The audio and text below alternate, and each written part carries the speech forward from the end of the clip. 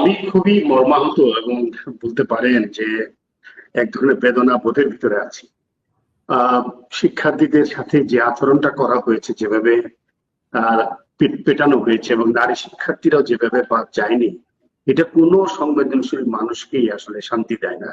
একটা অশান্তি তার মনে দানা বাঁধবে, এটাই স্বাভাবিক।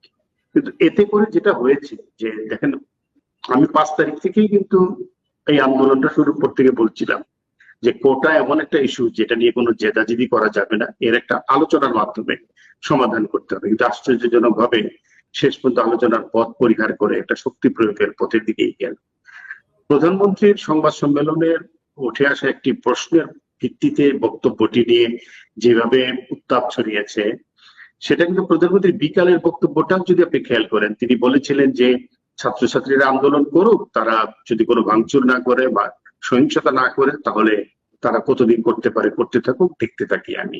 উনি এই ধরনের একটা কথা বলেছিলেন। কিন্তু দেখেন, রাতে একটা স্লোগানকে কেন্দ্র করে তারপরে যেটা হয়েছে, এটা তো আসলে ভাষায় বর্ণনা করা যায় না। একটা সভ্য সমাজে, একটা বিশ্ববিদ্যালয়ের মতন প্রতিষ্ঠানে শিক্ষার্থীরা পড়তে গেছে, একটা দাবি উঠেছে, তার পরিপ্রেক্ষিতে এরপরে ছাত্রলীগ যেটা করেছে, আপনি ধরেন পুলিশকে নামাতে, তাহলে আপনার একটা কিন্তু বৈধতা থাকে যে পুলিশ রাষ্ট্রের একটি লেজিটিমেট ফোর্স, আপনি পুলিশকে দিয়ে শান্তি শৃঙ্খলা আনার চেষ্টা করেছেন।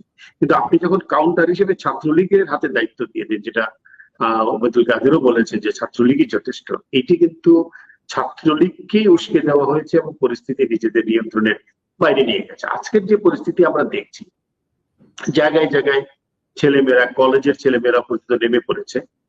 তারা কি বিসিএস দেবে? তাদের বিসিএস দেওয়ার এখনো অনেক সময় বাকি রয়ে গেছে, কিন্তু তারা পথে নেমেছে এই সহিংসতার প্রতিবাদে, নারী নিপীড়নের প্রতিবাদে। এবং এটাকে তো কোনো কিছুতে জাস্টিফাই করা যায় না।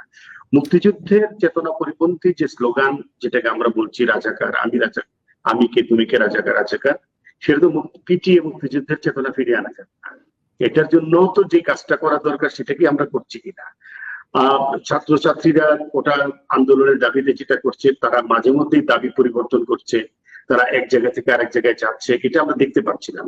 এবং 7ই আগস্ট পর্যন্ত আদালত থেকে একটু সময় নেওয়া হয়েছে।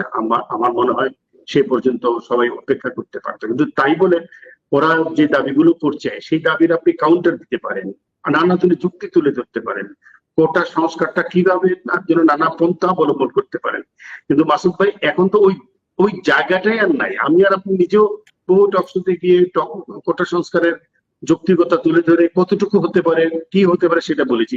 এখন তো এই আলোচনাটা অবান্তর হয়ে গেছে, কারণ হলো এখন সহিংসতার পথে চলে গেছে। এখন তো আমরা যেটা দেখলাম, এটা তো সভ্যতা পরিপন্থী একটি ভয়ঙ্কর অন্যায় এবং ক্ষমতা কাঠামোর ভিতর থেকে প্রশ্রয় দেওয়া অন্যায়। এই অন্যায়ের যে কি প্রতিফলন হবে, এটা যে কতদূর ছড়াবে সেটা আমরা জানি না। কিন্তু জিনিসটা কমই আমার কাছে মনে হচ্ছে। মহাখালীতে আমি যেখানে বসে আপনার সাথে কথা বলছি, তারও দূরে রেল লাইন অবরোধ হয়েছে, মানুষজন আসতে পারছে না, পায়ে হেঁটে মানুষজন যাচ্ছে, জনদুর্ভোগ বাড়ছে। এতদিন যে আমরা বললাম যে কোটা সংস্কারকারীদের কারণে জনদুর্ভোগ হয়েছে শাহবাগ এলাকায়, এখন তো সারা দেশে জনদুর্ভোগ বাড়ছে।